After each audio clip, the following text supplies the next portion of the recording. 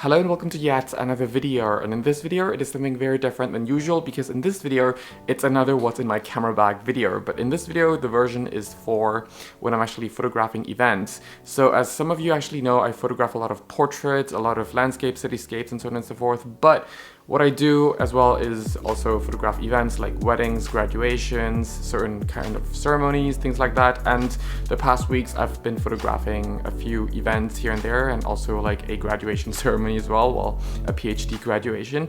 And I thought, why not just share that with you guys as well, simply because some of the gear and my setups might actually help benefit some of you guys who are shooting similar style that I do. So yeah, without further ado, let's get into the video.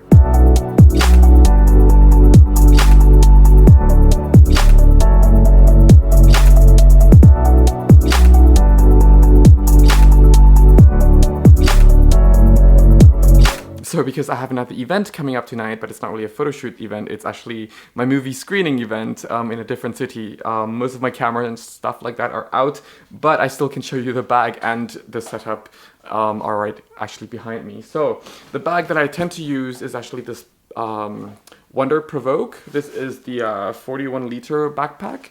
I'm usually always switching between this one or the 31 liter backpack because, well, gear are different, and depending on which event I go to, it's more beneficial to just carry a smaller bag. And in most cases I do bring this Peak Design messenger bag with me as well, just to put the lenses, because the bigger backpack is usually, you know, for like putting it backstage or somewhere around the corner of the room or the event pretty much. And it's pretty much the stuff that I don't always need to access right away, but I would have access to when I have time to go there. So for example, if I'm photo shooting a PhD graduation ceremony, there's always the time when each candidate would spend another hour talking on the stage, in which case in between I do have time to actually go to the backpack and grab certain gear. But this is just for more of like the instant grabbing, like certain lenses like the 85 1.2, the 50 1.2, where they're not my starter lenses, but they're the lenses that I would have to access right after using my starter lenses. So yeah, but in the past few events I actually haven't really been using this because they were just graduation, and I can just leave my lenses either on the floor somewhere or on one of the seats in the auditorium or theater, wherever it takes place. So yeah, there is that. And of course, before getting into the camera stuff, in the big backpack and also in the smaller bag, if I'm bringing the smaller bag, oops, I just hit you guys, I'm sorry. I have my postcards that I can give to people as well. So postcards, I have different cities and of course my information behind them, just to show I'm a photographer, things like that. And also it's something that they can keep because, you know, business cards they usually throw away, but postcards people usually just reuse them. And then I also have my printer with me. This is a mini printer. It's from Canon, but yeah, the reason I use Canon is because, well, all of my other cameras, most of them are Canon, so that's why I use it. And it is a bit smaller than the Fuji printer. And the Wi-Fi actually works a bit better than the one from Kodak. So yeah, but the printing is not as good as the Fuji portable printers, but they're much bigger than this one, and that's why, yeah, I kind of go for that one. And another one which I can't seem to find is, here, this pouch of batteries. So I have like all sort of Canon and Sony and GoPros and my Insta360 batteries in there as well. So that helps out a lot. And also the last thing is the 20,000 milliamp power bank, which is here, and of course in that bag whole cable setup as well, which is in its own separate little pocket. Anyway, now onto the main part, which is the cameras. So I usually bring 3 main cameras with me. So the first one, as you have guessed, is This one, it's the R5 with the 28 to 70mm f2. This lens will always live on one of my camera bodies while shooting events. So even though I switch like other camera system to maybe a prime lens system, things like that, but the 28 to 70 will always live on one of the cameras on me at all time because it's such a versatile lens, and the f2 on a zoom lens is really nice and really versatile, and you can just switch from kind of semi-wide to just semi-portrait view, and you have that f2 shallow depth of field, and this glass is really sharp throughout the focal range. I wish it does have the IS built in. I wish it's so bad, but of course it would also mean that the lens would be a lot heavier than it is right now, and also a lot more expensive as well. So yeah, there's that. But otherwise, this is a really great lens to have. It actually is a lens where it is big, but you can actually get used to the size of this lens. But once you actually get used to the size of this lens, all the other main lenses might seem tiny to you. So, for example, on my EOS R, which is my third body, because the R5 is my first, the R6 is my second, and the R is my third. The 15 to 35 f2.8 on here, which is a wide-angle lens, seems tiny to me, and it always feels very tiny after, using this for quite some time during the shoot. So this will be the established shot, like what the story is about, where it's taking place. So if it's a graduation, then it's, in an auditorium, things like that. So it's kind of like an introduction shot kind of thing. Or when the candidate receives this really huge certificate from the other professors, then everyone would start clapping, and that's where you kind of need this lens to come in to just capture that wide emotional kind of shot, the storytelling of like this person just got the certificate, things like that. But of course it also can be for weddings, and when the groom and the bride are walking down the aisles and you're actually really close to them, and you want to capture that moment when everyone stands up and clap for them, and while being close to them you can just capture those expressions from the people and the groom and the bride as they walk down the aisle as well. So yeah, it's a very nice and neat lens, but it's also a lens that gets replaced right after that. So I would tend to either put the 85 1.2 on here or the 50 1.2. But in most cases, I put the 85 1.2 on the R6 and the 50 1.2 on the R, because the R doesn't have the IBIS built in, so it's just safer to use 50 1.2. Yeah, there is that. And of course, as I hinted earlier, the R6. Now this lens has, this camera setup has the 70 to 200mm f2.8 on here. This is another versatile lens. It's the f2.8 70 to 200mm. It's a very standard lens actually, but it is also very versatile if you're photo shooting from a far distance. Let's say if you cannot be on a stage with the candidate or with the subject, things like that. It's a really nice lens to get nice close-ups with. But it's also another lens that I replaced soon after getting all the necessary shots, because it's only an f2.8. To me, f2.8 is kind of dark for me. I know some people would say f2.8, that's actually quite bright. Compared to f4, of course, it's quite bright, but it's actually quite standard nowadays with f2.8. So this usually gets replaced with the 85 1.2. And yeah, this is actually getting very similar to my portrait shoot as well, because usually on my portrait shoot I use the R6 with the 85 1.2 anyway, and the R5 with the 28 to 70 f2. So yeah, that's quite close.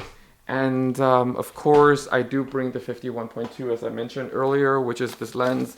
It's actually a very nice and small lens to use, which is quite nice, and it's very sharp.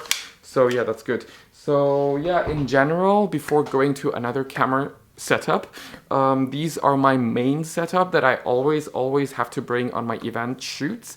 And now to my backup setup, which is the Sony a7 IV. Usually I will either use the 20mm f1.8 that's filming me right now. Actually, I use that 98% of the time. And sometimes I would actually just bring this 14 to 24 f2.8 from Sigma Art, simply because I can't justify buying the Sony version, especially when apart from taking from using this as a backup system to my Canon. I mainly just use this to shoot my online tutorial courses, so I can't really justify paying extra for the Sony version. But yeah, they both have advantages and disadvantages, but I'm glad I actually have this set up as my backup as well. You never know when when you're going to be needing the backup system anyway. And of course, sometimes I do bring the A7C as a backup to the A7 IV, but that's pretty much in rare cases. But yeah, that's pretty much it for the camera setup. I do sometimes bring the GoPro Hero 10 and the Insta360 version 2 with me just to get some behind the scenes stuff, but that's not really necessary. But yeah, otherwise that's pretty much it. If it's a short event, I don't bring my laptop with me, but if it's kind of like an event that's longer than half a day, I do bring my laptop with me so that right after the shoot, I can just back up the footage right away. But if it's less than half a day, then, you know, it's just enough time for me to go home and back up the footage and start also importing in the same time footage into the Lightroom software. So yeah, that's pretty much my workflow.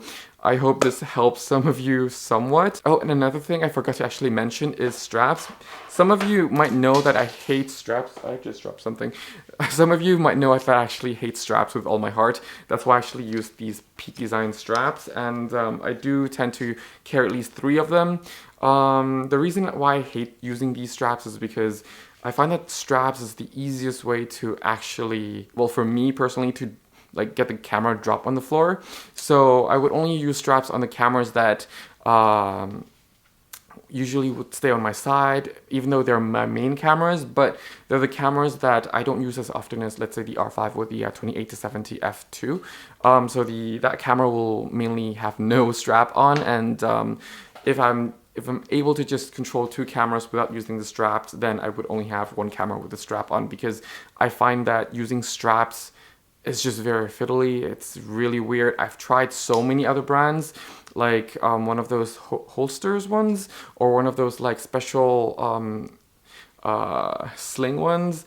Yeah, and there are a few more, but I find that Peak Design is just the best way, because even though it still has you know, the feature, why I hate the strap being that it's a neck strap, I hate it so much, but with these little clip-ons, it just allows me to just, you know, swing it off, or just take the strap off my camera very, very quickly and securely as well. So that's why I just use these instead of other brands, and I'm kind of sick and tired of testing so many brands at this point, because I spent many hundreds of euros of worth of money on different straps already. So yeah, at the end I just stick with Peak Design, and also I'm using a lot of Peak Design products, which is a lot, like, very overrated. For example, the Peak Design travel tripod, which I do sometimes carry with me to some events, depending on if I want to capture certain things, or if I just want to use it as a flash stand. That's one more thing. If I'm photo shooting at places like discos, I will bring a flash, but luckily I no longer shoot those kind of events. You know, like sometimes certain graduation ceremonies, they would have like an after party, and they would actually have to go to certain discos, things like that. Then yeah, flash would be needed, but lately it's mainly just the actual ceremony itself, which means I don't really have to bring this tripod as much. Sometimes I still bring it just in case, if I want to be creative with certain camera angles, or just leave a camera doing certain time lapse somewhere, so that maybe there's a special moment in time where that camera can just capture it, you know, certain events or certain moments at a certain time. So yeah, or just have it on the tripod at a certain part of the corner of the room and just remote shoot with the camera. So yeah, there's that, but that's very, very rare. That being said, back to the same topic, is that yeah, the travel tripod from Peak Design is very, very overrated, because for the price, the sand gets in way too easily. It's not as sturdy as some of the even 60 euros tripods, so I'm not regretting the decision on buying it, because it is still like a tripod that fits on all of my Peak Design plates that I use. That makes it versatile, and that makes it a tripod that's, you know, worth the extra price for the versatility. But if I'm only looking at it from like, if I'm not into the Peak Design ecosystem and looking for a tripod that's, you know, bang for the value, like bang for the buck or something like that, then this tripod is nowhere near that, just saying. But yeah, otherwise I just leave it at that before it's getting too long. If you have any questions, any suggestions, feel free to just comment down in the comment section below, or just share what your gear is when you're actually shooting and how you actually use it. And yeah, if you need a free photography guidebook, it's absolutely for free on my website. Just click it and download. The link is down in the description section below, and I will not bombard you with any newsletter nonsense, and you don't need to submit any email address, don't worry. And of course, my photography courses are finally up. A lot more coming, and also some free ones are coming as well, just not anytime in the next few weeks. But I'm actually working quite hard editing them, so they should be out sometime next year. Sometimes in the beginning of next year.